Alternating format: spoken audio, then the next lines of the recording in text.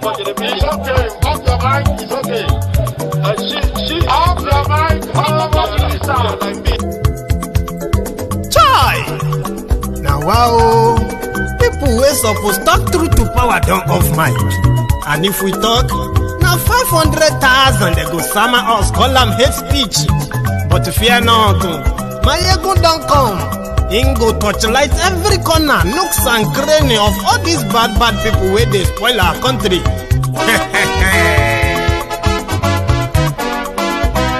So my people make we laugh, yo.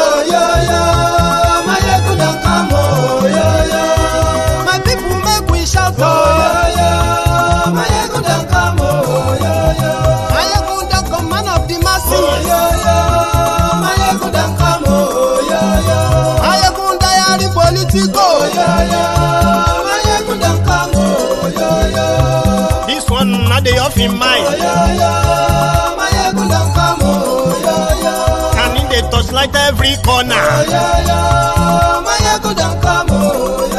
Okay, some people be they holla say they want the power. Them be promise us say we go get light and power. Them hustle sote they can't get the power. But now they know they do anything with the power. Every day, dollar just they get the higher power over naira. See them talk say make we off mind. But thank God say my ego don't come. So my people make you lie down, yo. My ego don't come, yo. My people make we shout, yo. My ego don't come, yo.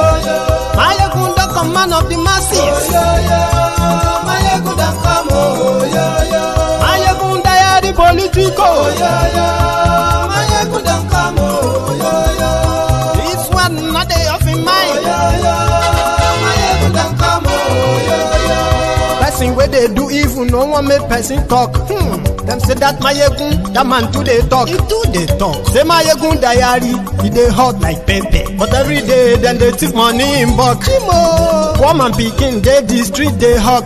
Still them talk say make we no talk. But thank God say my yekun don't come. So my people make you laugh, yo. My yekun don't come, yo. My people make you shout, yo. My yekun don't come, yo. Man of the masses, my ego don't come, yo. When French was challenged, they turned to their general, Charles de Gaulle. Correct? When Britain was challenged, they turned to their great general, Winston Churchill. Correct? Today, Nigeria is challenged, economically challenged, physically challenged, security challenged. Who do we turn to? Muhammad Buhari is the right man for the job. If you talk of military experience, he has this abundantly. If you talk of courage, he has it abundantly. You and I know that the most important thing is that when the righteous are in power, the people rejoice. Let me ask you a question. Are you rejoicing now?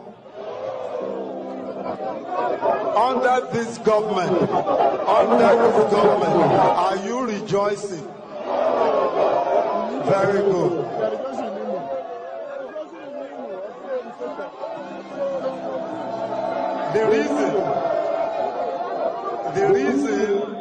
The reason why we cannot rejoice under this government is because the scripture says when the righteous are in power, the people rejoice.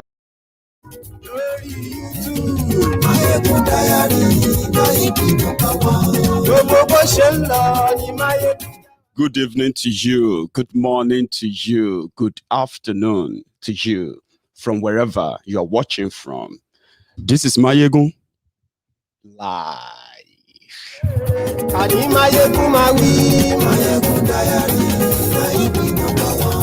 wọ́n sì tún ṣe eré wàá gbọ́ níbẹ̀ o. Ayégun diary politico. Thank you very much. Share the broadcast. Invite your friends. I want to tell you tonight about SWAGA. Another fraudulent cook-up from the Lagos Abobakus. And they are championing it in the name of Yoruba people. They did not learn from their 2014, 2015 arrangements. A charade, a fraud they put together that has now put Nigeria at this present precipice, killings and order. Lórí Facebook, and yes,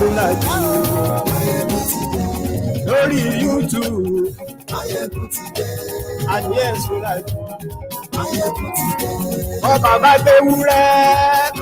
Thank you for joining me.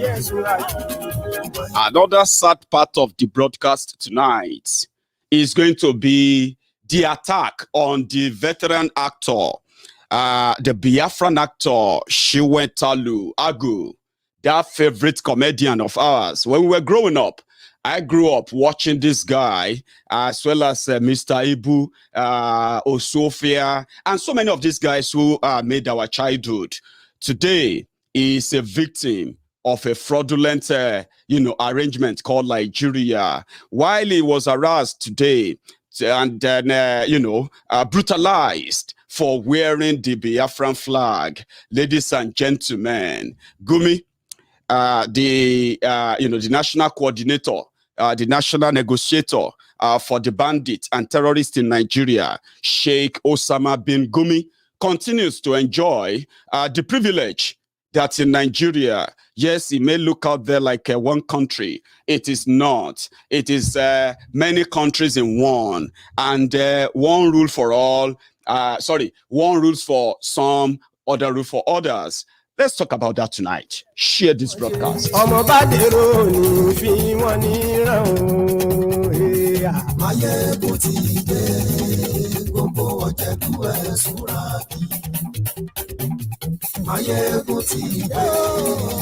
As you are joining me on YouTube, subscribe if you haven't. Like the video as you are joining. Before you fully settle down, share it too. We will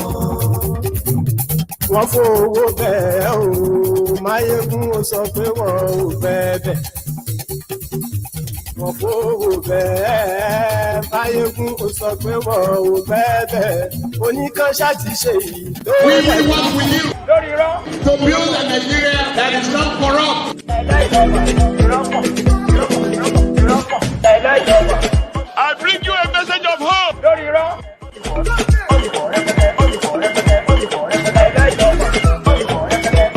We are going to spend a lot of resources on education. Good evening to you, good morning to you, and good afternoon to you from wherever you are watching from. And welcome to Mayegun's Diary Political again. I don't have the power to make the people do things. I may have the power to help them in knowing or choosing what to do, helping in their choice, which is speaking directly to your subconscious mind, your consciousness mostly, and then your subconscious mind. Something that speaks to you and tells you something is wrong. Stand up against it. If you don't, it will burn you. It will backfire. And when it's boomerang, the consequences won't be limited to you. It will be even to those who didn't probably take part of, who didn't partake in that decision. That is why Mayegun's Diary Political is your plug. If you want to really understand how some of these political decisions that some of you somehow play or handle with levity, with kind of kid gloves, because what's your business? As long as you are still making a living, it doesn't matter whatever these mad guys are doing. today, even with all you have to be extra security conscious in any part of Nigeria you find yourself. It depends on where you're coming from. They either bring the battle to you, right? Or you walk into it directly, like you have it now in Igbo land. The Biafra land has been occupied for so long that the political class have been milking it for so long. And look at that. The Biafrans didn't vote for Buhari. They didn't vote for APC. In Yoruba land, I'll take you back a memory lane a little bit, because they are about to drag you using the same sentiments where you come from, where they come from, the language they speak, your language, and every other thing they've made happen to you, that they will eventually milk using your tribe, religion, and every other things that they can weaponize to make you validate their 2023 charade. Let me take you back in memory lane a bit. You are going to do what you're going to do anyway. Many of you are going to say, Yoruba nation, Yoruba nation. In 6 months' time, you are going to be the preachers for SWAGA, simply because you are a Yoruba man. And I'm going to try and educate you a bit tonight. Do what makes you feel good. But mine is to remind you that there will be consequences. In fact, there are consequences for every action. If you know that, you will know peace. So that you know that for every action you take, there is always going to be either a counter or opposite reaction to it, which will eventually boomerang. Let me take you down the memory lane.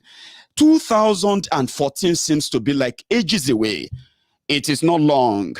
It was the year, a year of change, where some morally bankrupt characters decided to come together and rescue Nigeria from what they called a complete Armageddon. Maybe you don't understand. Let me break it down. 2014, when the Boko Haram terrorists were at the height of their criminality, terrorism, I mean, where bombs were going off here and there, kidnappings here and there, right?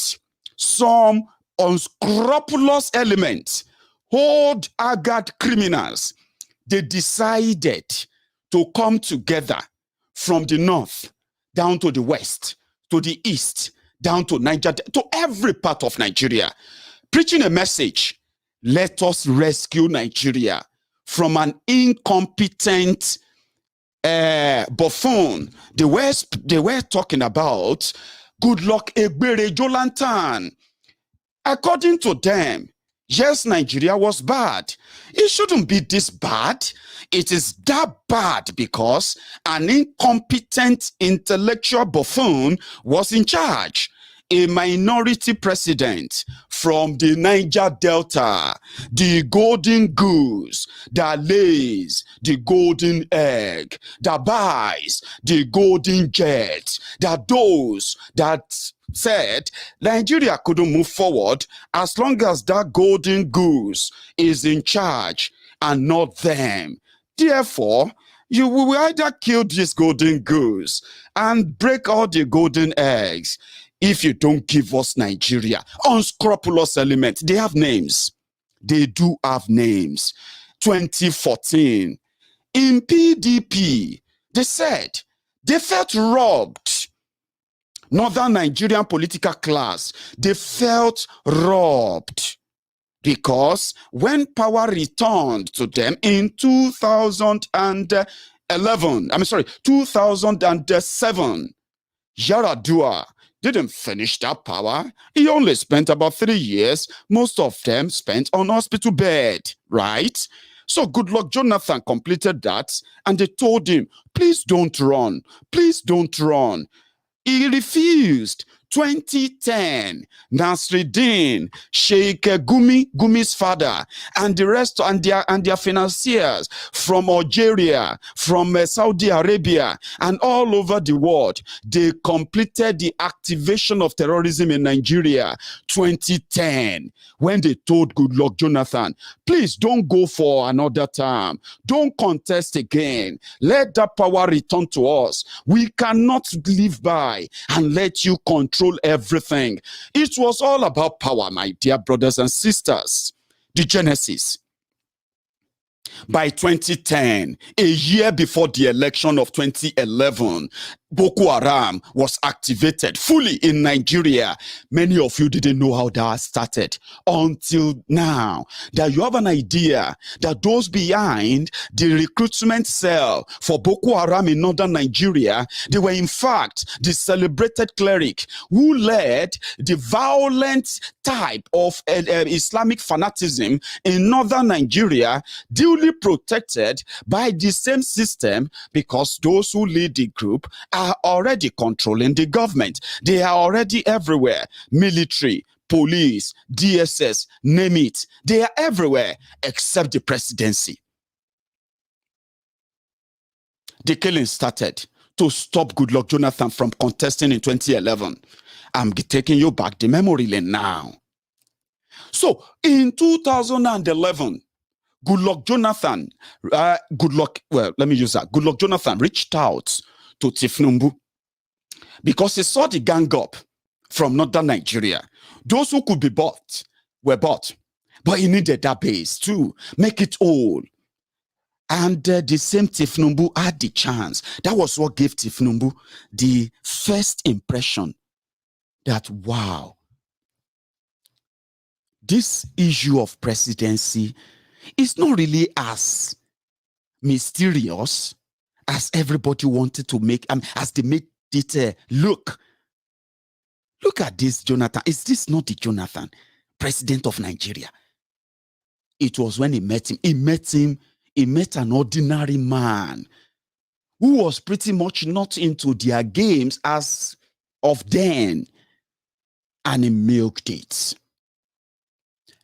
Well, from the grapevine, that arrangement of 2011 made Thiefnubu $2 billion richer, and also gave him the access to fly the presidential jets to and fro 4 times during that period of January and April 2011. Now, so all it would take was for Thiefnubu to galvanize his base in Southwest, build some arrangement and make some, some compromise with them in the North. And it will be a step closer to becoming the president. A dream that never came to life until he met Goodluck Jonathan in 2011. That gave him the bigger picture. And Goodluck Jonathan agreed with him as well in 2011 that if you scratch my back, I will scratch yours. You want Southwest, you can have it. And that's exactly what happened. Right? ACN of Thiefnubu was able to make a big impression in Southwest. And PDP of Jonathan was also able to make a bigger impression too. Fast forward it to a year after, 2012. They tested something, subsidy remover. Who were those behind subsidy? There were many of them are today governor, especially the Ogun State governor of today, was one of those subsidy scammers who happened to be one of the Thiefnubu boys too. So they staged a protest that made all of us believe again that, wow, even though they supported him, they are not giving a damn now that he's trying to increase the fuel price. That gelled and gave them the opportunity to test how much of that influence they still control. That's another one.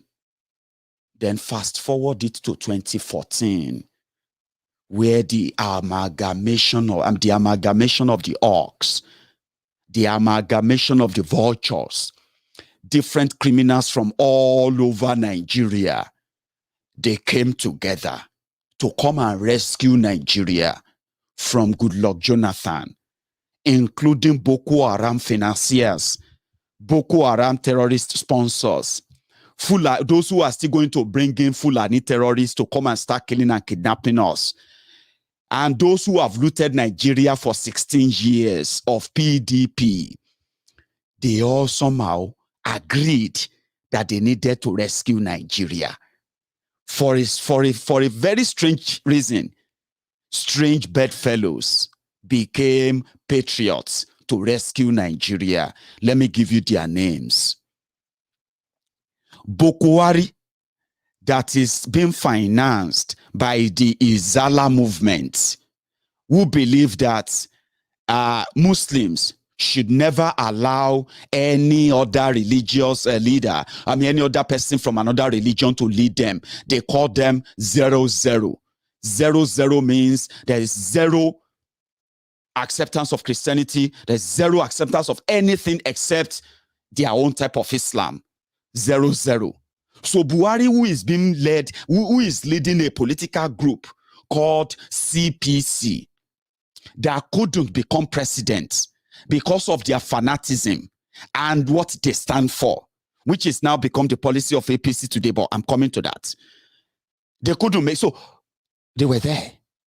ACN, but Thiefnubu's own feeding bottle in Southwest,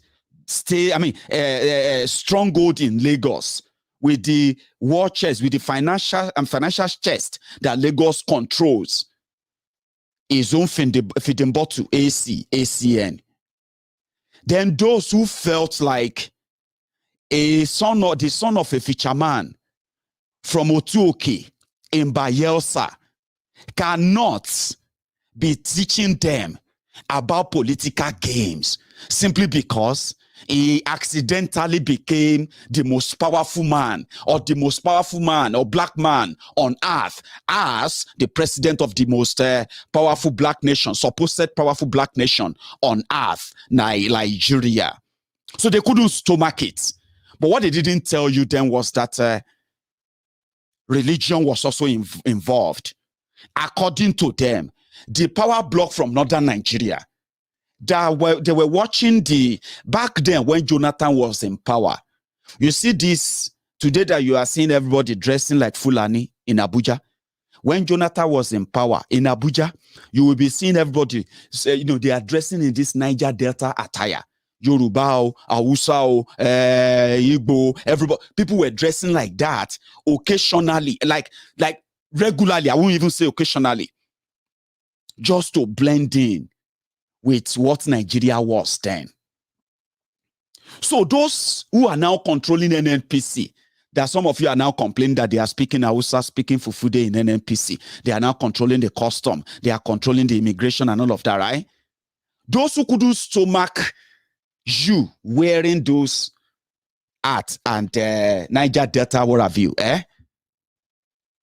in PDP, they decided to team up with those who don't even want to see all of you. The fact that you are actually called infidels as Christians and what have you, what Jonathan represents, they made their people believe that the reason why Boko Haram was killing them in northern Nigeria was because Jonathan was a Christian. Jonathan is a Christian, and they wanted to reduce the population of the north. That is what they told their people in the north. Now, these strange bedfellows came together. From western Nigeria, Thiefnubu is Alhaji Thiefnubu. So it's easier to tell them that, listen, don't mind all these people from the southern Nigeria. We are majority of us are Muslims. It's easier sold as well. So they team up together to form APC, Egbekegbe. Atiku wanted to be president. Saraki wanted to be president. Kwakwanso wanted to be president. Buhari wanted to be president. Thiefnubu wanted to be president. Okorocha wanted to be president. And many of them wanted to be president. And they saw then, they said, the way the power was swinging, all the military are ready to back the new alliance. You remember what retired Commodore Kunle Olawumi told us? They went as far as infiltrating all the security apparatuses in Nigeria. It was like a palace coup. But the arrangements, as I call them, strange bedfellows who came to rescue you, right? They also have their own agenda too. Thiefnubu returned back to Yoruba land and told the Yorubas that we have been shortchanged in Nigeria. Therefore, we needed to be closer to power, right? And getting closer to power means we should take any position, even if it is vice presidency. On the ground, Thiefnubu wanted to be the vice president to anybody, any northerner. But at the same time, he didn't just say that. They had their plan. Among these people, which of them can we outplay? Buhari will be a better option. So they stuck to Buhari.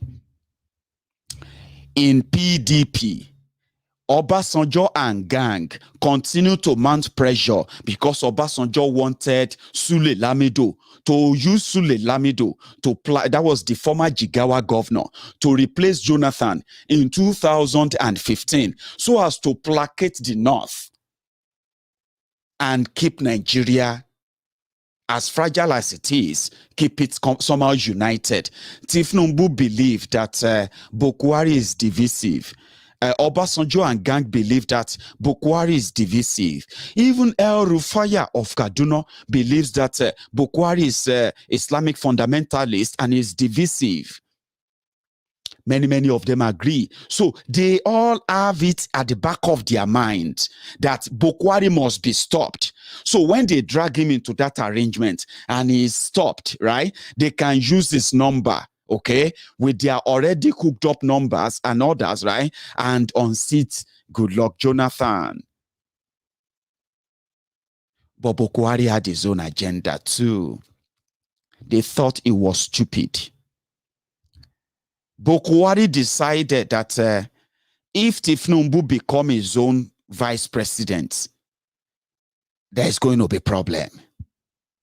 Now back to those who created new PDP, to have PDP, Saraki, Dogara,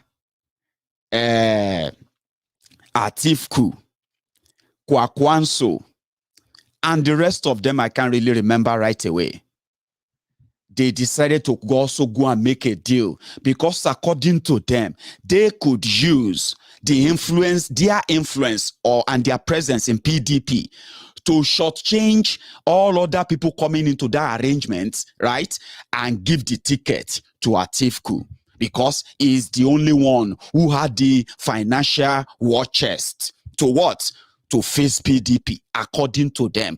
Buhari had the crowd, but he had no money. But they had no idea that Buhari also had his own plan. Then Saraki and gang discovered that Thiefnubu was actually planning to deputize Buhari so as to succeed Buhari.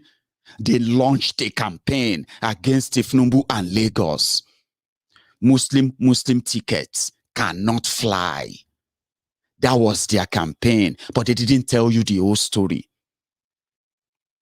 At that point, Thiefnubu was considered as a big stakeholder, not because he's Thiefnubu, but because he's coming from the Yoruba land with our historic political presence and what we can actually make happen if an arrangement doesn't include any tiny Yoruba in it. It won't work. They believe that. So Thiefnubu is much substantial. So Buhari and gang, they pitted their tent with Thiefnubu. They can rely more on the Islamic cleric in northern Nigeria and every other machinery of their 13 million they said always voted for Buhari. That was how Thiefnubu and Buhari fraudulent relationship they keep telling you about came to be. And that was where the enmity, the rivalry between Thiefnubu, the Lagos politicians, and Saraki and gang also came to be. But at the same time, they forgot all about that to face one single enemy. They will deal with all of those differences later. Because they've told Nigerians, we can change your lives. Let's cut the long story short. They did their primaries in Lagos. Atiku was sharing $1,000 to delegates. Thiefnubu and gang, they were sharing $2,500 to each delegate. Last, Buhari emerged. Since they've all agreed that they were going to unseat Jonathan, right? And the power was going to go to the north. Fine. Then who is Buhari going to choose as his deputy? Expectedly, they gave Thiefnubu the slot. Who can you bring forward? Because these guys are not going to be part of this arrangement if you continue to say you want to be on that ticket. That was the privilege they gave to Thiefnubu. Choose the deputy. There was no other arrangement, like, oh, you will be this, you will be that. They were strange bedfellows. They were suspecting themselves. They were not supposed to be together. But around that time, for political exigencies, for political survivor, their political survivors, right? They needed to make that arrangement and use tribe, religion, and every other thing they could use to hoodwink many of you into it. Thiefnubu looked around.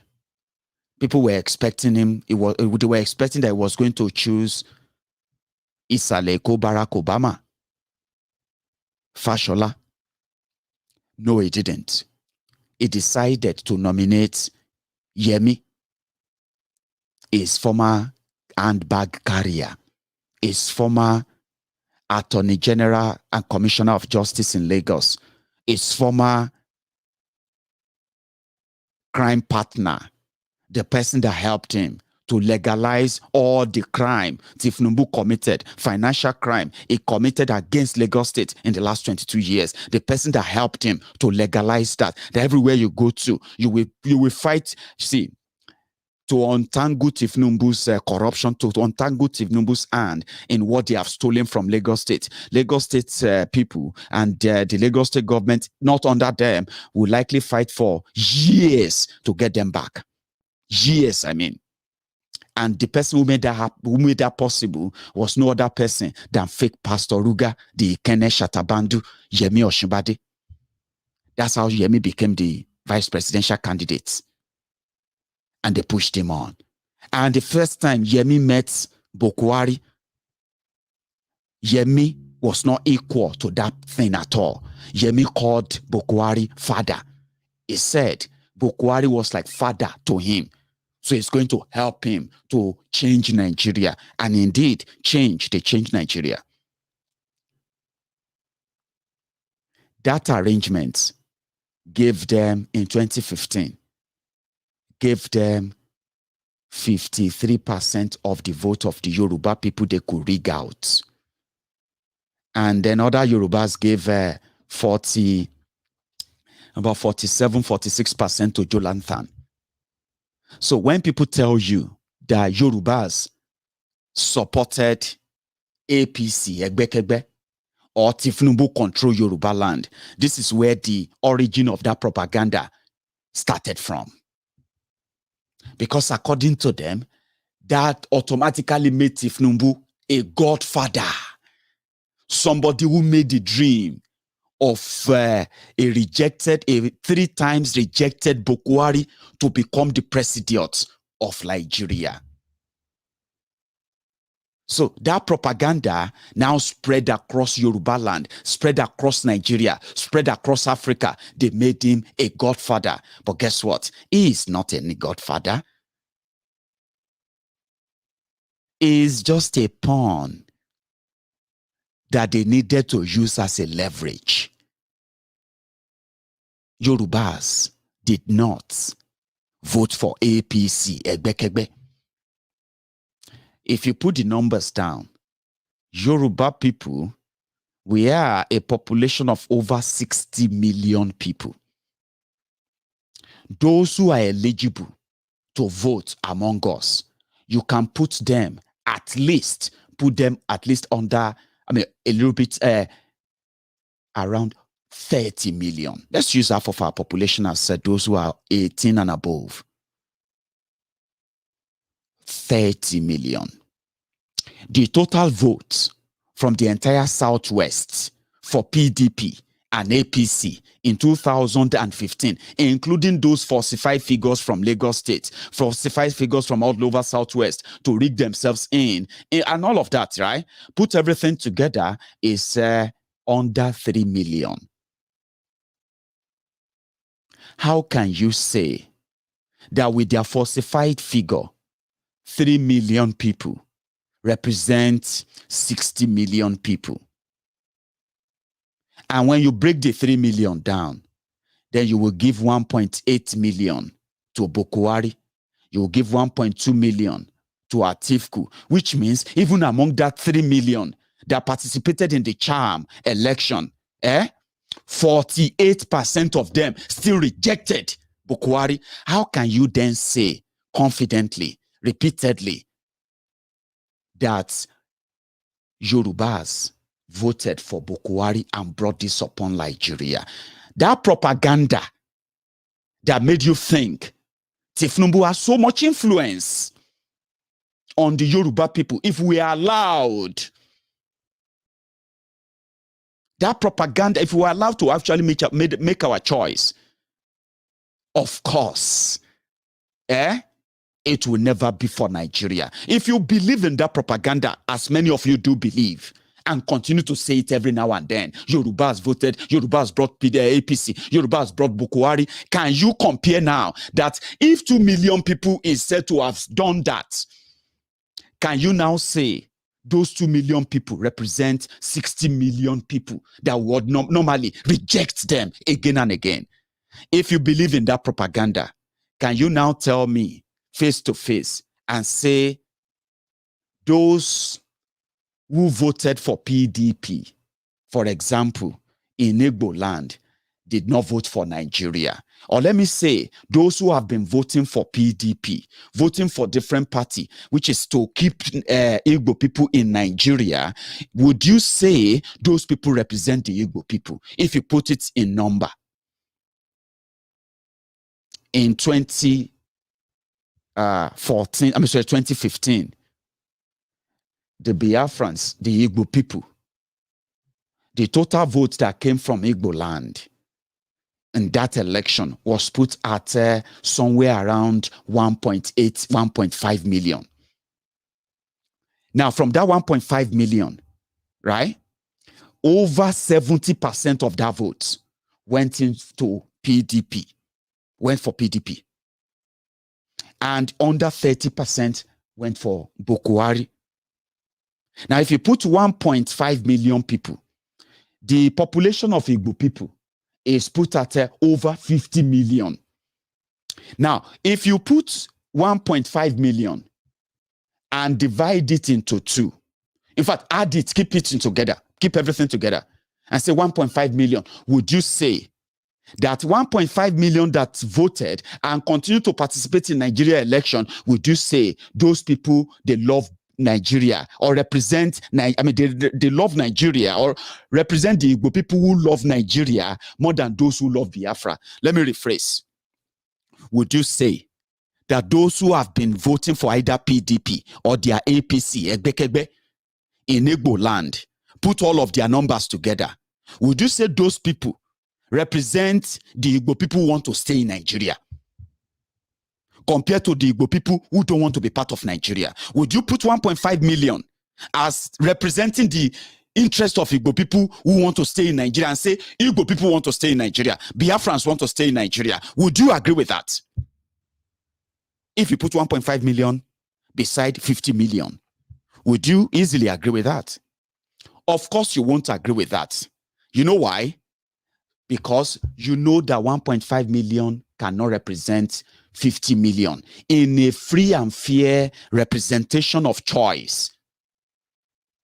So how then are you conveniently telling everybody repeatedly, writing different junk articles to justify 1.8 million people as those who brought, as those who represent Yoruba people who then brought about Buhari?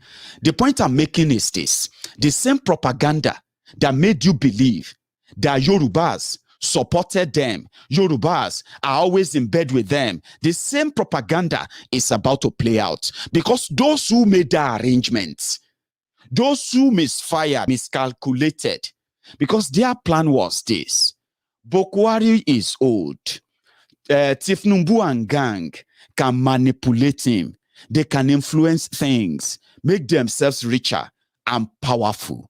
But that didn't happen because Buhari had his own agenda, and his own agenda is the agenda of APC, Egbekegbe today. Restructuring was what they told the Yorubas.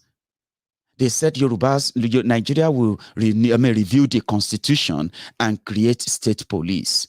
They told you, they sold the idea of the Yorubas as APC idea: free education, free medical care, improved infrastructure, improved jobs, good and modern decent jobs, good paying, and all of those ideas. You know, those are not Alimajiri ideas. They don't believe in education.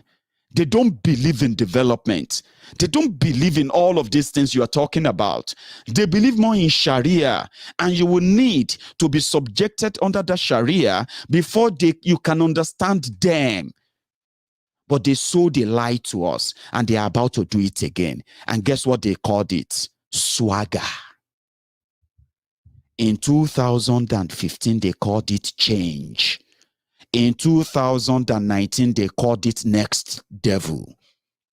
Now, the same characters that packaged Buhari, the same characters that packaged APC, Egbekegbe, the same characters that didn't see a day that Fulani terrorists will become those who will be claiming lands in Nigeria, the same characters that promised restructuring are now championing water resources bill, the same characters that promised the freedom of speech, freedom of expression, freedom of association are now promoting a speech bill, a speech law, a social media bill. And they are telling us, yes, you can have freedom of speech. Your freedom after that speech is no longer guaranteed. The same people who promised you development, getting paid before you even get employed as a graduate, the same people are now talking about Ruga, open grazing, what do you call it, grazing routes, cattle colony, and so many other things that are now pushing us to the precipice of extinction, division. And the same characters are now back with a message called SWAGA, ethnic laced fraud, using Yoruba name. And they are going to make you go to town and say, didn't we tell you? Look at the Yorubas, the ones that we don't believe them. They always talk about Yoruba nation. They always talk about this, blah, blah, blah, blah, blah, blah, blah. Look at them now, SWAGA 23, they are now talking about. Yes, they are going to make you believe that. But guess what? As we are facing our own too, let me remind you that I'm still going to go to Biafra land, a place where you wear the Biafran flag can get you killed, and a state governor is saying we don't want Biafra. What we want is the president of 2023. I'm still coming to that, but I am telling you now, the same propaganda that made you believe that Yorubas brought Buhari to power, Yorubas voted APC, Yorubas are in bed with Fulanis and the rest of that, the same propaganda is about to play out. And in fact, it's already out there. They are about to escalate it now. And the name of that propaganda is called SWAGA 23. Do you want to know what that means, right? They said Southwest Agenda 23. Do you see how they drag me and you into another fraud?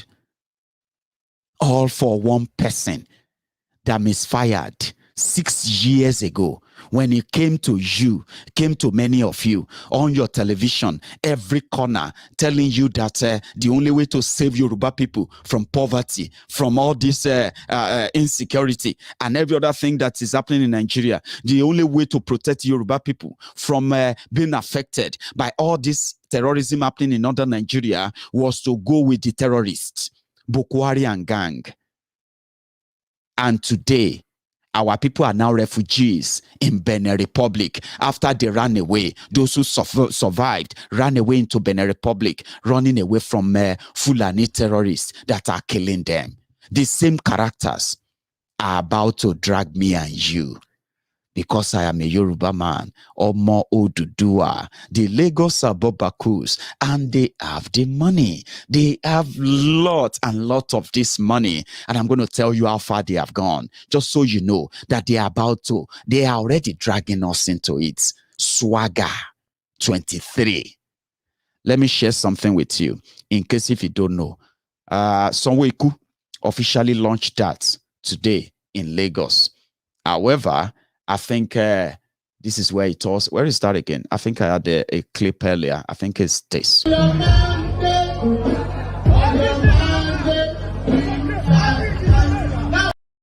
Ladies and gentlemen, our royal fathers, gentlemen of the press, all the directors, the deputy directors of Thiefnubu Support Organization, all the invited guests from far and wide, we are committed to take the brand of Asiwaju forward in achieving the ultimate aim of the only man in the arena to become the president of this country in 2023 by the grace of God. It is of great vision, a vision predicated upon our leader, our father, our mentor, our teacher, Asiwaju Bola Ahmed Tinubu. My assurance today here is that the Igbo community, which is the second largest community in Lagos State, will support this cause. He is the father of the Igbos in Lagos. He's a man, he's a nice man, he's a good man, he's a reliable man, he's a man that has created brains in Lagos State. He's the most cheerful giver, the biggest lover of Nigeria that I know. He's passionate. He has sacrificed his whole life, his family, for the cause of Nigeria. The least we can do is pay him back in kind and let him manage this country for us. Asiwaju is the man that we believe on him and we trusted he can take us to the promised land. So we sat down with our team, we decided we should come and help this man because he helped our brother, Buhari. We in TSO believe that Asiwaju of Lagos is eminently qualified to steer the ship of governance of our dear country. And in actual fact, he is our hope and is the hope of the nation. On behalf of the cabinet member of Lagos State, all the 42 cabinet members, I'm telling you, DG, we are strongly behind this.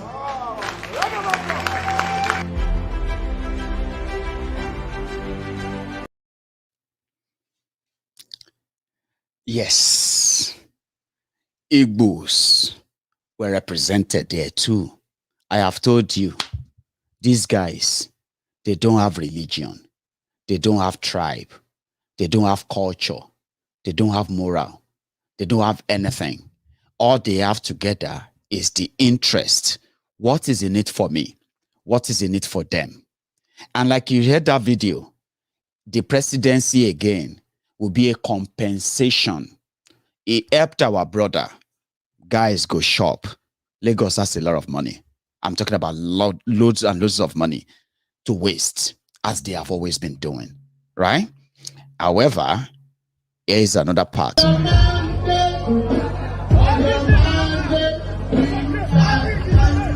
everybody that has a cap, hold your cap. Remove your cap and hold it. Remove your cap and hold it.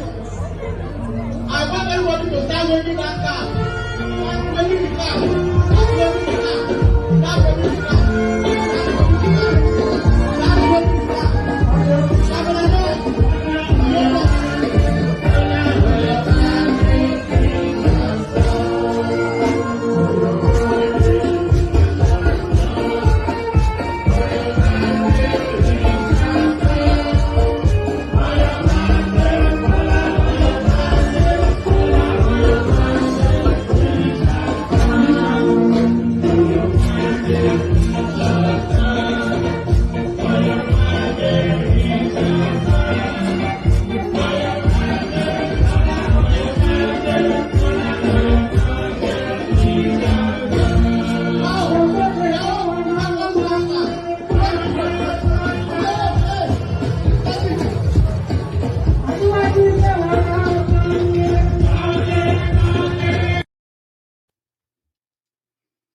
they've started though. I'm going to give you a little bit background about that too. Okay. However, Sonweku was there, like I said, to declare the party started. They called it Southwest Agenda. They couldn't call it Yoruba Agenda. They call it Southwest Agenda by dragging the Yoruba into it. Are you watching?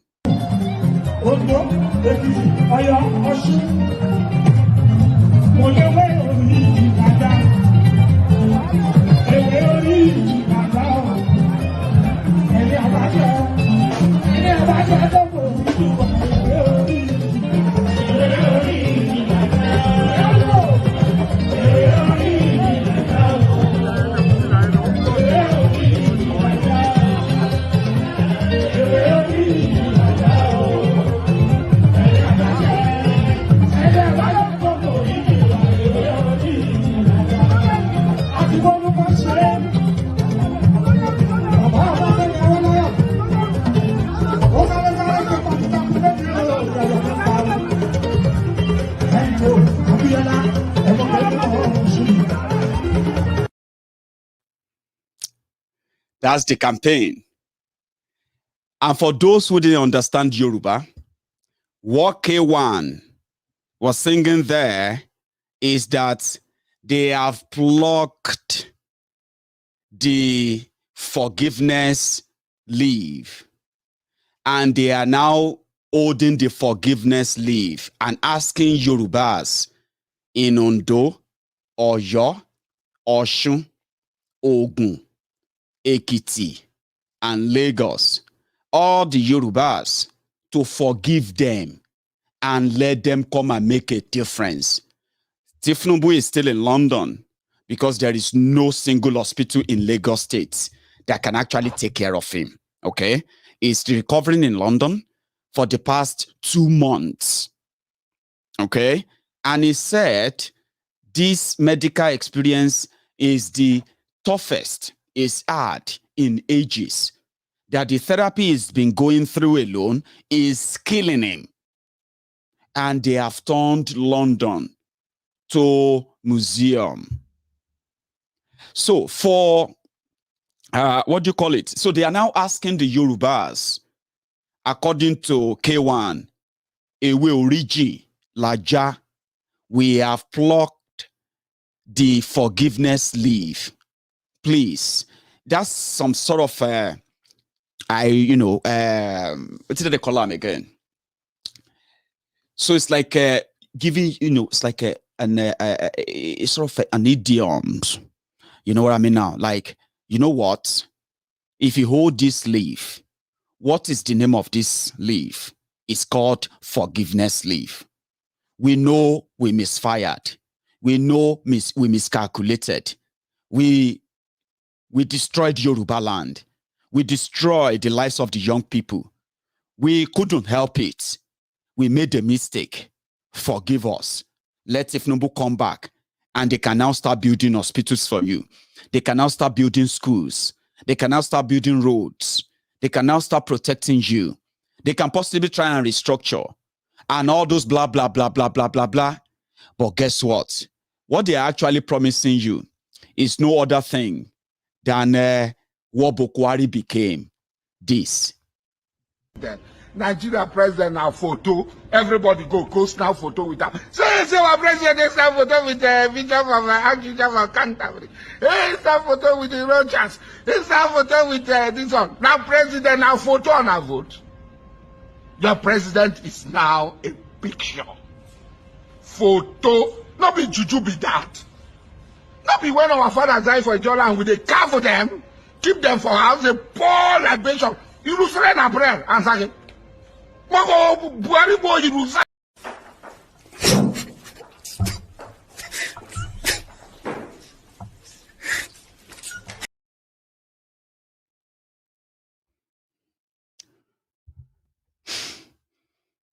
So they are about to drag Yorubas again.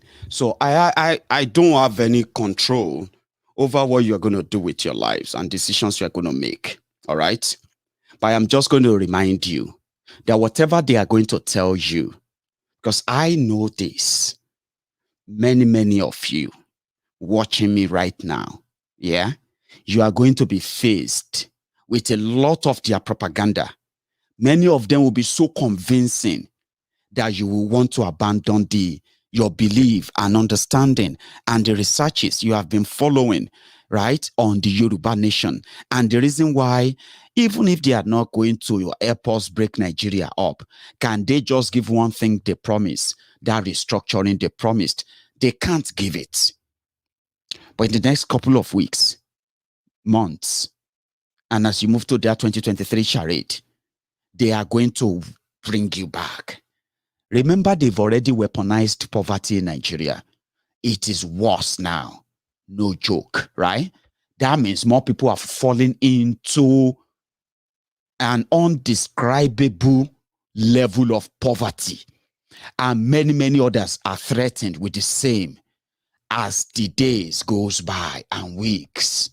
They are going to weaponize all of that. So I don't have control over what you're going to do. I can't tell you what to do, but I can make you understand that when you believe them, at the end of the day, be ready to live with the consequences of that. They did not promise the Yorubas that we are going to be refugees in Benin Republic in 2014. No, they did not. They did not tell the Yorubas that our farmers are going to begin to find it difficult to go to their farms. They did not. They did not tell us that their own agricultural policy to develop Yoruba land will be to send the armed AK-47 wielding criminals onto our farms, including private farms, where their cows continue to graze on our farms, destroying all what should be our mainstay economic power, our agricultural sector. They did not tell you that. Now, if you believe them in whatever they are about to tell you now, what about what they won't tell you? What about that? That is where I come in. Because when you make your decision, when you go out there and make your decisions and talk to people and you defend Nigeria because of what these guys are going to tell you, I'm going to be here as your conscience to remind you again and again that didn't I tell you? It's all coming back to something. And you know, if you're going to say, how do you know? Yes, they have told him they are going to give him their power. They are going to need the Yorubas and the media to help them black out and blank out everything they are going to be doing. The murderous campaign they are carrying out in Eastern Nigeria, they are going to need the media. So they've told him they are giving it to him. All right? But guess what? They know better, even if you haven't heard this. We find the renewed desperation by the South to threaten northern people's right to franchise, a deliberate attempt to bastardize democracy, cause greater instability in the guise of a contentious and democratic power shift arrangement, and therefore downright unacceptable. The CNG, after due consultation with prominent stakeholders, leaders and elders, has categorically resolved to firmly and solidly align completely with the position taken by the Northern Elders Forum as expressed by Dr. Hakim Baba Ahmed and that of the Northern Governors Forum, that zoning of elective positions is unconstitutional, undemocratic, and must be petitioned. For the avoidance of doubt, therefore, the CNG hereby declares that the North, a major stakeholder in whatever happens in and to Nigeria, shall not be obliged to respect any zoning arrangement of any elective position in whatever party.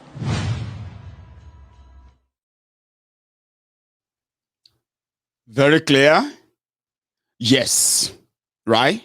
Now, because of this, remember last week, PDP in the South, they met and they zoned their chairmanship to the North with the anticipation that the president will go to the South. In PDP, forget it, bury that thought.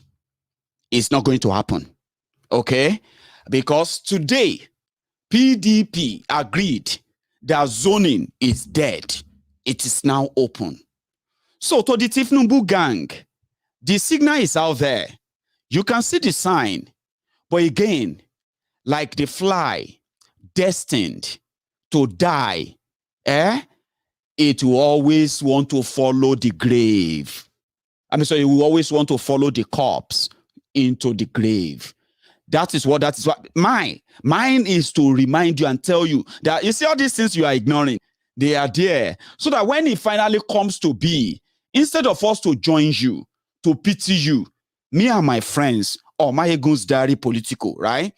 Before we welcome and say, come and take a cuddle, When this whole drama finally goes down, that your Thiefnubu, whatever is left they want to get from you, they will deal with you this time. And when everything comes back, as we have told you, to me and my friends, and like this will go be, as they see with us, you go they pain them. As they pain them, you go they see with us.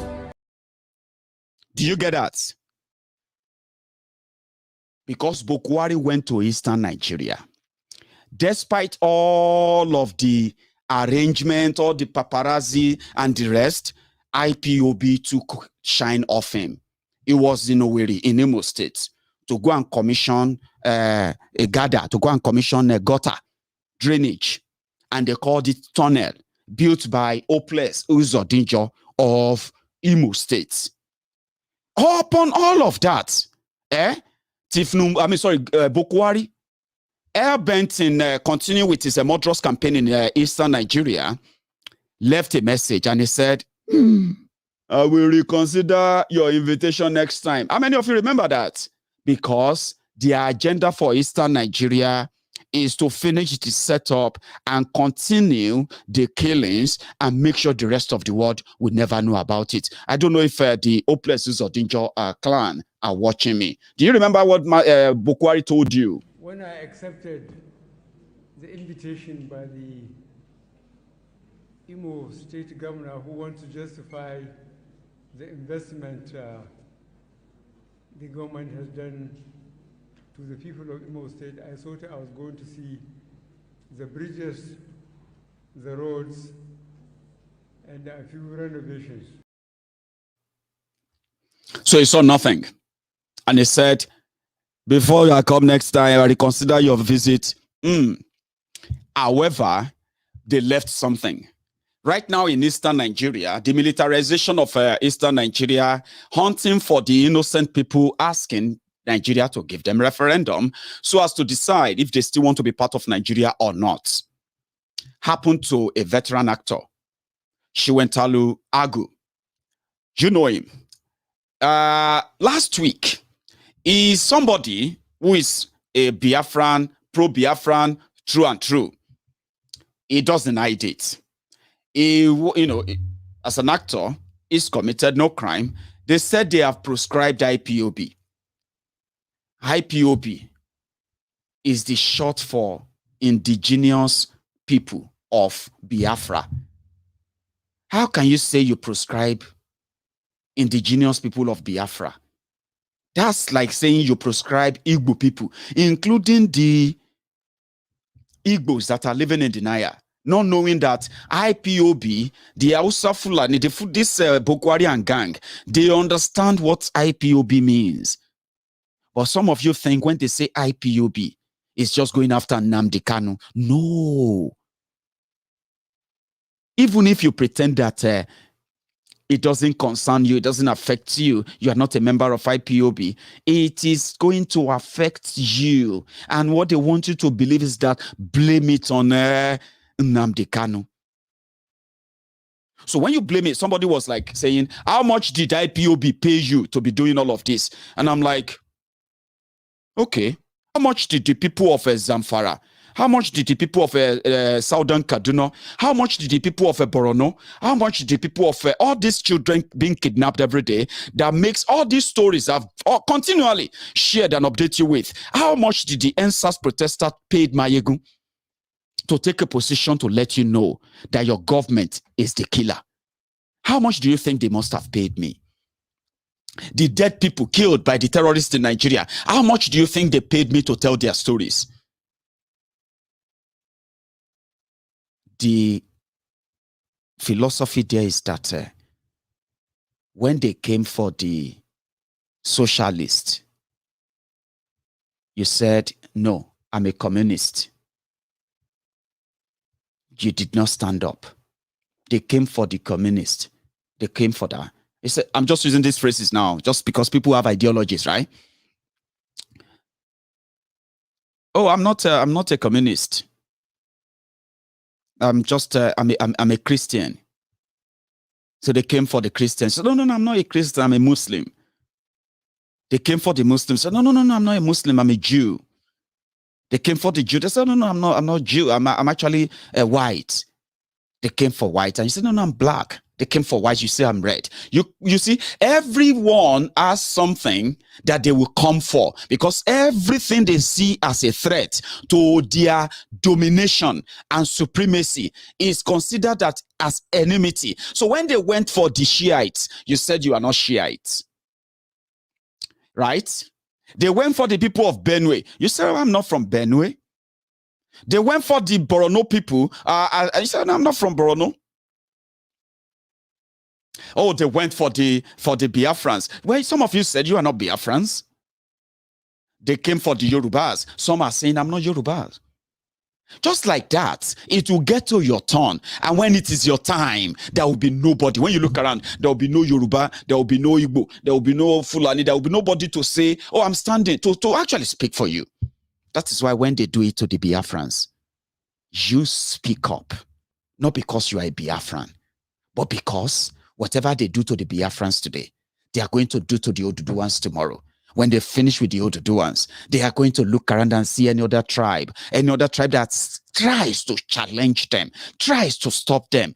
And guess what? When they go for you, when they come for you, the people you think you are not one of them, they will be nowhere to say, hey, but you know what? They have been unable to do that. They went for the Shiite. We screamed. They went for the Omoyele Sowore and the Revolutionary. We screamed. They went for the Biafrans, Nnamdi Kanu. We screamed. When they came for the Yorubas, the Biafrans screamed. That's how it should be. If you don't understand what you are fighting against, you can never understand how you're going to fight. They want everything going on in Eastern Nigeria to be blackout, except what they tell you. And what they are going to tell you are always going to be lies that will change and persuade you to justify the criminality of what they are doing there. There should be law. There should be order. When people commit crime, what you do is that you arrest them and you let them face the court if you believe in your system. If you don't believe in your system, then you begin to hide them from the public. And when you kill them extrajudicially, what do? You hide that from the media by gagging the media. That's what they are doing in Eastern Nigeria. So if you are not an Igbo man, if you are not from Biafra land, and you think this doesn't concern you, you have no idea, ladies and gentlemen. These guys went as far as Bayelsa, and they beheaded farmers. They killed people in the hinterland of the Niger Delta. The creek, for goodness sake. What would the cow find in the creek? They took everything from them, and they still take their lives. Nobody is safe. That is the message. A veteran who committed no crime was hauled into the van of the military because they have declared a total, they call it, is it called a new dawn or something in Eastern Nigeria? Dawn of something, a dawn of a murderous dawn in Eastern Nigeria. And they want to ask you, why should you be bothered? Why should you be bothered?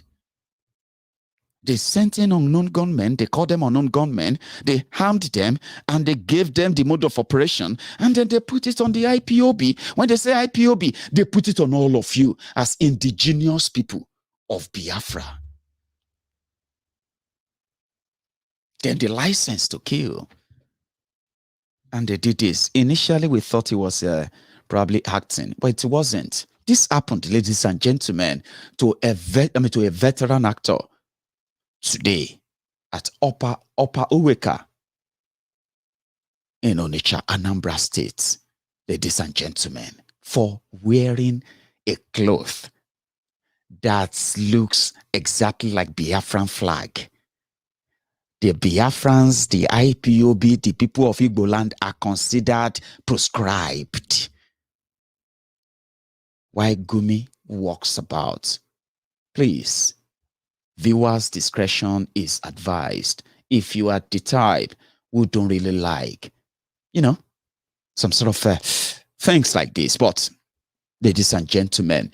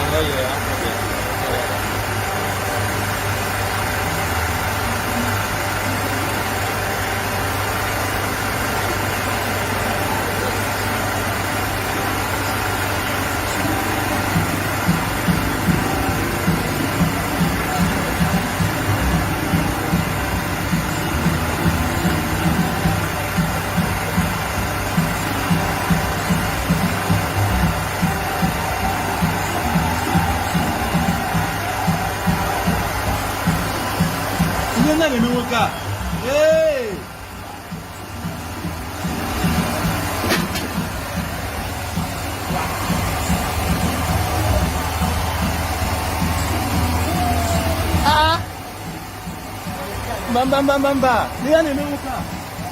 Ini diri tiri muka aku. Ini diri tiri aku.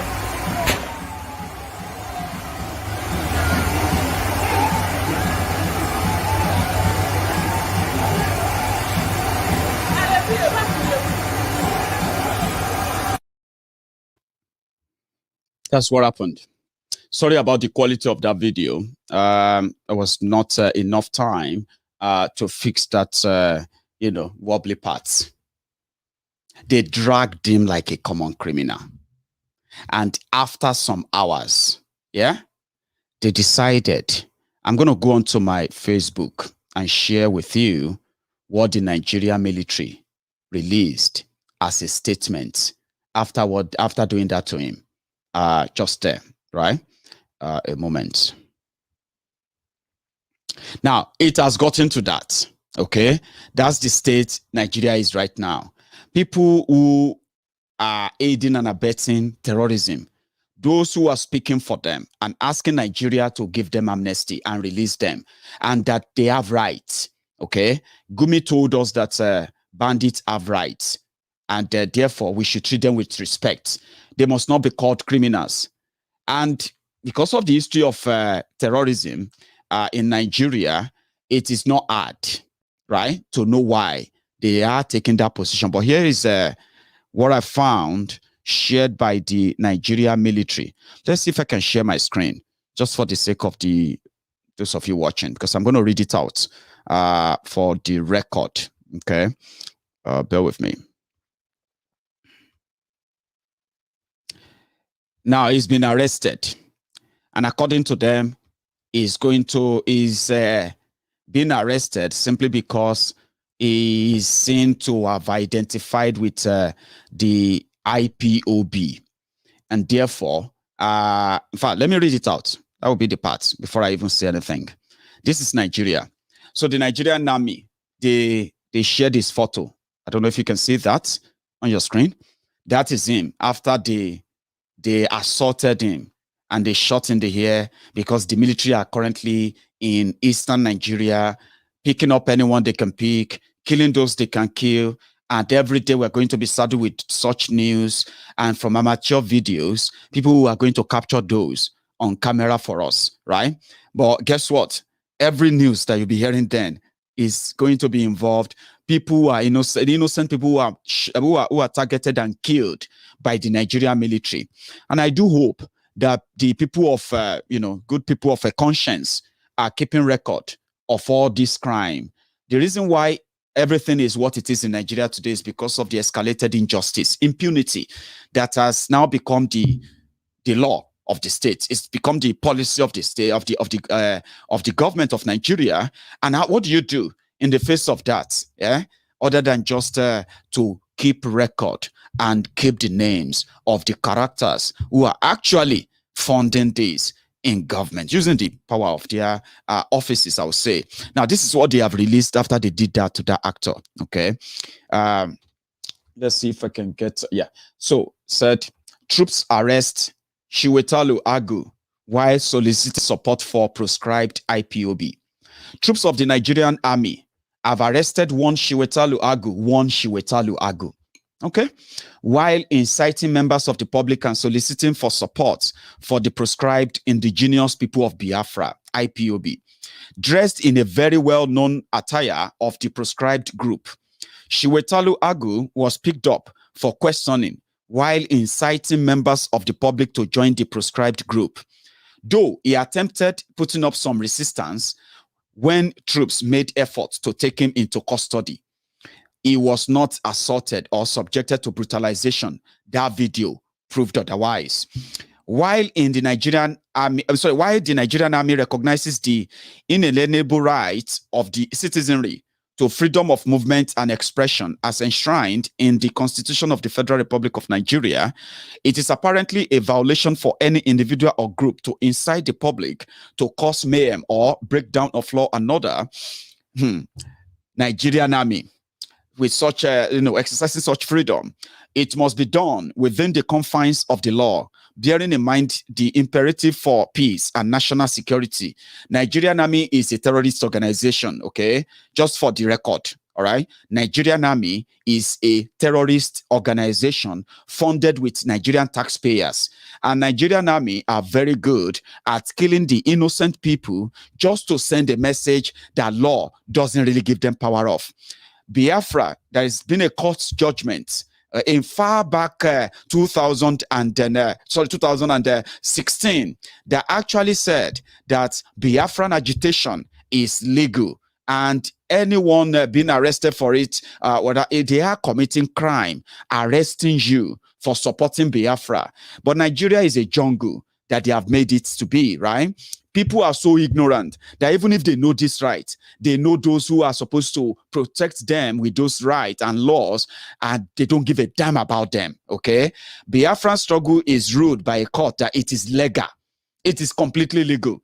Same way a court ruled in Ibadan just about 2-3 weeks ago that Yoruba nation, Oduduwa nation agitation is in fact legal, and it's legal, which means people have the right to self-determination. This is your right.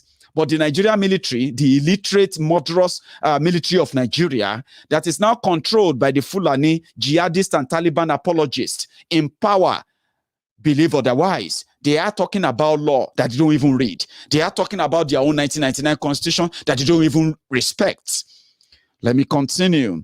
So they said, for the avoidance of doubt and emphasis, whatever that even means, the indigenous people of Biafra remains proscribed. How? Therefore, any individual or group seen to be projecting and advancing the cause or activities of the group is viewed as brazenly challenging the constitutionality of Federal Republic of Nigeria. Of course, what is the constitutionality of Federal Republic of Nigeria? What is the legal binding of Federal Republic of Nigeria? Federal Republic means that it is not just one. There are components that makes up a republic. When you say federal, federal is not one, sole or single. It is plural. It is of unit, because there are so many components that comes together to make up a central. a federal. But in Nigeria, where the hell does this even come from? The legality. What gives Buhari this legality? 1999 decree that Abdusalami Abubakar paid people to put together to hoodwink and force 200 million people to agree with their policy or for their own style of democracy, whatever it's called. But what is that constitutionality? Who are those who voted on the constitution called 1999? I mean, where did the 1999 constitution get its sovereignty from? From the military, through the barrel of guns. And that is why the military are now interpreting what freedom of speech, freedom of expression, and what freedom you have right to, according to them. Hello. So they brutalized him. They keep him in their dungeon as we speak. And they are coming for many of you. They have already militarized Anambra, and they are never going to stop. With what they have done so far successfully, they have the support of the Igbo governors, Igbo politicians. But I have a message for all of you. Like I said to my Yoruba brothers and sisters who are also gearing up and warming up for SWAGA, SWAGA, SWAGA. As you buy those lies, as you buy those, as you buy those ropes and you tie them around your neck, politically decision you're going to make. Let me be honest with you.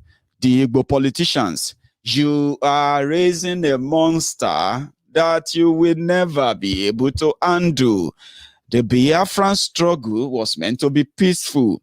It is still peaceful. You have ruffled a lot of feathers. You have damned all the consequences simply because of what the Fulani oligarch promised you. The security and assurance they have given to you. But trust me, these guys are not giving security and assurance to themselves, not to their people. Many of them are now living in Abuja. They can't go back to their different communities. Thank God for the Nigerian media that turn on the cameras for them to teach them. To share their junky opinions with all of us. Apart from all those watering nonsense they say every now and then, and the military that is giving them the backing, most of them can go back home. If you bury Eastern Nigeria, it is not done by the IPOB. If you think you can gaslight them to get what you want from the Fulani oligarch that are hell-bent in burning down Eastern Nigeria just to satisfy the lifelong urge of a narcissistic, retired megad, a lifeless breeding mannequin, an illiterate megad that only come to do one thing, well, three things: to kill, to destroy, and then to what? To loot. Whatever they want to do with Eastern Nigeria, ladies and gentlemen, oh, ye politicians of Igbo land, oh, ye politicians of Igbo land, oh, ye traditional leaders of Igbo land, oh, ye intellectuals of Igbo land, oh, ye the prayer warriors of Igbo land, whatever they are doing right now, that they are making you believe that IPOB is responsible, they are going to create a monster out of this, and they will run out of town. You have a little time to save the day. What Biafrans, what the IPOB were asking for is a referendum. If Gumi could walk about, damn all of you and your opinions and your observation and whatever you think you do, or intelligence as you sometimes claim to be, right? Listen to me. The agenda is the same. This guy can go everywhere. Nobody would declare him wanted. Nobody is going to be killed for being seen with terrorists, because they run the show. They run the show. And Gumi didn't just go out there. Look at this Kafanshan guy. They see, they wine and dine with the person that can, the only person, just only person that has the right, the power to unleash military to go to any part of Nigeria at any given time. Just one single person. The terrorist funder, the terrorist financiers, they sit with him and they ask you, kill your brother for Nigeria to survive.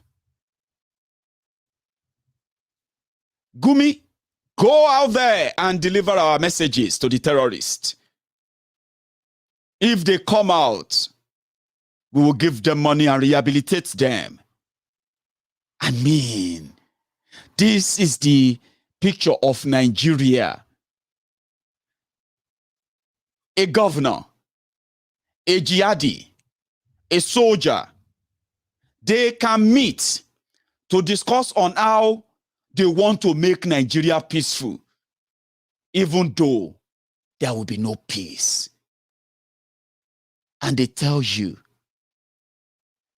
asking for the unconditional release of Nnamdi Kanu, who has killed nobody or kidnapped no one, is too much to ask for. Say, is it because of their ego? Or what exactly? That they will feel comfortable to see these guys meeting with terrorists, negotiating for them and speaking for them on your TV, national dailies and everywhere. Yeah? And no Igbo man, politician, feel somehow that this is unacceptable. They are asking us to kill Nnamdi Kanu. They are asking us to endorse them, killing our people who have done nothing. And they are forbidding us from meeting or even defending them. And do you really think that is what will make Biafra go away? I don't think so. I don't think so. If starving over 2 million people and killing over 3 million people for 3 years couldn't stop them from asking for Biafra, simply because the injustice, the left out, the impunity that pushed the Biafran war, the Biafran genocide of that time, still exists 54 years after. So do you really think agreeing with the Fulani terrorists in power that you should alienate your brothers, kill Nnamdi Kanu, deny Biafra, continue to do everything to make them feel like, yes, Igbos will remain in Nigeria? Do you really think that is exactly what we possibly stop Biafra? Then you are not student of history. I'm going to draw the curtains here. I have delivered my messages. It is now left to you. Wherever you think is right, do it. I have told you what is right. And I've told you the consequences of what is wrong that some people thought was right. The people who misled you then, they are back on the campaign trail. They have the money. More of you are poorer now. Hungry, hunger everywhere. They can weaponize that. Yoruba nation will begin to sound like a broken record to some of you soon. The moment they flash you that your dirty naira. But I am saying it to you now. Whatever you come up with, whatever your own theory is, whatever you think will work out at the end of the day, any decision you come to at the end of the day, have it in mind. The consequences will either be positive or negative. And only a madman will do same thing again and again and again, then expect a different result. That is for those of you who are going to tell me to shut up my mouth, because I'm about to shut it up now until I turn on my microphone again, because I won't turn off this mic ever. Consequences, actions, and all those words, they are key to what these next days, next weeks, next months, and years hold for you. I'm just going to keep being your conscience as long as you watch. So before you go on to Mayegun's Diary Political on YouTube. Some people said they can't find me on YouTube. That's so strange. Why not just go onto YouTube now and search for Mayegun's Diary Political? If you are watching me on Facebook, right? Go on now. And the first video you see will be that of me. I've got over 1,000 videos, messages, just there, free to your own satisfaction. Go on, subscribe. And to my friends who are watching right now, don't forget, before you go, click that like. Over 2,000 of us are actually right now on YouTube.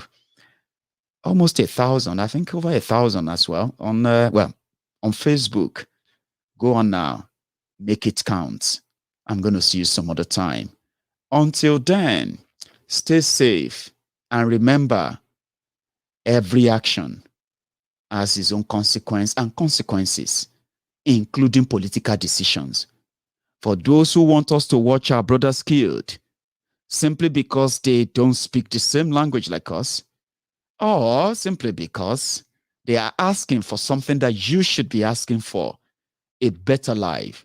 If Nigeria can offer it, why don't you ask for a place that can offer it? Yoruba Nation, Biafra Republic, Kwararafa Republic. Or maybe, if the attachment is so dear to all of us, why can't we just make it official instead of making it the shared misery and poverty and death? Northern Nigeria, Southern Nigeria, they can change it to Nigerian, and you can change yours to wherever you want to. As long as these ideologies are separated from people who want to choose something more peaceful than violence and fanaticism, again, I will remain your conscience. And this is the chief priest, the general overseer of the Temple of Truth, signing out. I'll see you again. Good night.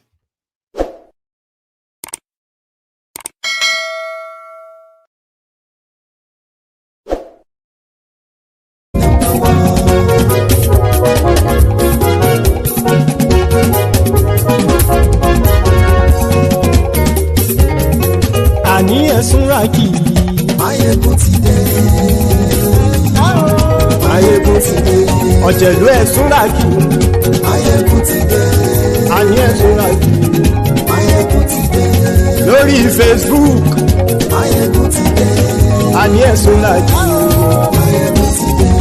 Lórí YouTube. Máyégún ti dé. Àní ẹ̀sùnra kì í. Máyégún ti dé. Bọ́ bàbá gbé wúrẹ́. Àní ẹ̀sùn ra jù. Ijó ìgbádùn yẹ. Àní ẹ̀sùn ra jù. Pẹ̀sìdó bá rúfin o. Àní ẹ̀sùn ra jù. Kí gómìnà kówó jẹ. Àní ẹ̀sùn ra jù. Ọlọ́pàá tí ń gbà rìbá. Àní ẹ̀sùn ra jù. Aṣòfin tí ń rúfin o. Àní ẹ̀sùn ra jù. Òpùrọ́ olóṣèlú. Àní ẹ̀sùn ra jù. Ọ̀jẹ̀lú ẹ̀sùn ra kì í. Àní ẹ̀sùn ra kì í.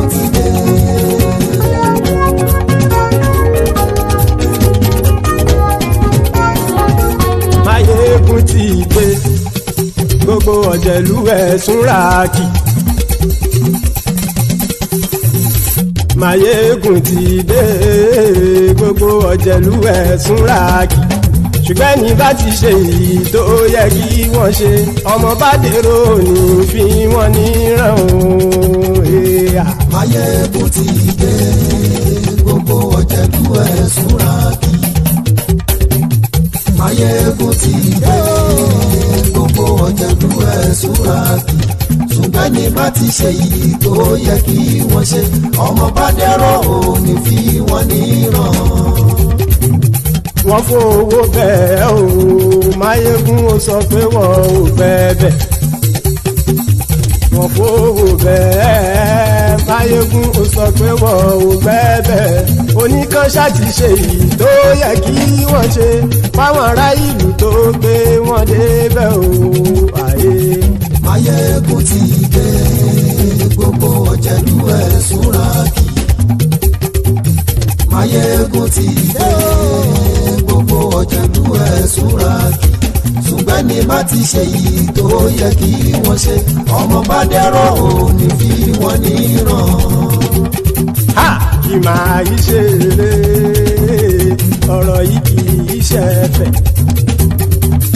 Kì máa yí ṣe eré, ọ̀rọ̀ yìí kì í ṣe ẹ̀fẹ̀.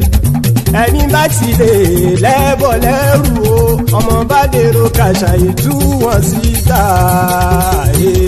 Máyégún ti dé gbogbo ọ̀jẹ̀lú ẹ̀ súnra kí. Máyégún ti dé gbogbo ọ̀jẹ̀lú ẹ̀ súnra kí. Ṣùgbọ́n ní má ti ṣe yìí tó yẹ kí wọ́n ṣe ọmọ bá dẹ́rọ̀ òní fi wọ́n níran. tẹnitẹni ọmọ Máyégún ọ̀rẹ́ ara ìlú mọ̀mọ́ ni mo fọlọ́run sọ ẹ̀ bá kìlẹ́bù lóòótọ́ olódodo ìlú ọ̀tá ìlú mọ̀mọ́ ni ìwọ ṣá máa ń ṣọ́ra kò sì mọ́ bẹ̀rù bọ́tà ń lé ibo níṣègùn lé káwọn mọ̀mọ́ fi ṣera wọn ni ó ti dẹrùn tí wọn ò gbọ́dọ̀ sì mọ́ bẹ̀. èèpo ọ̀bọ lọmọ bá dérò tàjẹ́ ò gbọ́dọ̀ jẹ́ ó ti jọba lórí abínú ẹni kò sì mọ́ fòyà àìsíwọ́lu ní ẹnìkẹ́ ìgbódì ẹyin lábàrá o ó kó ẹni tó bá dán wò á kàmù. Máyégún ti dé gbogbo ọ̀jẹ̀lú ẹ̀ túnra kì. Máyégún ti dé gbogbo ọ̀jẹ̀lú ẹ̀ túnra kì o ẹni bá ti ṣe yìí tó yẹ kí wọ́n ṣe ọmọ bá dèrò òní fi wọ́n níran o. Máyégún ti dé